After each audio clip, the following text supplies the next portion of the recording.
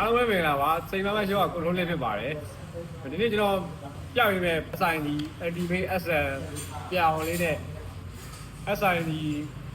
Select SN ပေါ့နော်ဒီကောင်က Specialized Epic 2024ကနေဖြုတ်ထားတဲ့ဟောက်ပေါ့ဒီကောင်ကတော့အသစ်ဝင်တဲ့ပေါ့ဒါပေမဲ့နှစ်ခုလုံးကစကန်မှာ SN ဒီ Activate SN လေးကတော့မန်နိုင်က6လက်မခွဲရှိမယ်ဒီ Select SN လေးကတော့မန်နိုင်က6လက်မမတင်တော့ရှိမယ်ပေါ့နော်အဆိုင်ဒီအပြာကတော့ပို့ပြီးတော့ weight ကပို့ပေါ့ပါတယ်။ပါဝေက100ပါ။ offset က 44mm ပါ။နောက်ခုတော့ offset 44mm ပါ။အပြင်မှာလည်း Rocho SID နဲ့ Select နဲ့ performance ကတော်တော်လေးကွာပါတယ်။ performance ကွာလို့ weight လဲကွာတယ် weight လဲကွာလို့ဈေးနှုန်းလဲကွာပါတယ်။ဒါကတော့ second တွေပါ။ဒီကောင်ကတော့ second ကိုကျွန်တော်တို့18သိန်းပါ။ဒီကောင်ကတော့ second ကို25000ပါ။နောက်ခုလုံး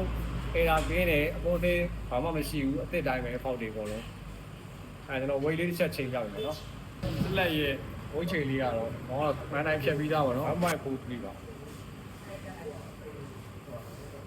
Rocho SID အပြာရောင်ရဲ့ weight ချိန်လေးကတော့ 1.25 ပဲရှိတယ်။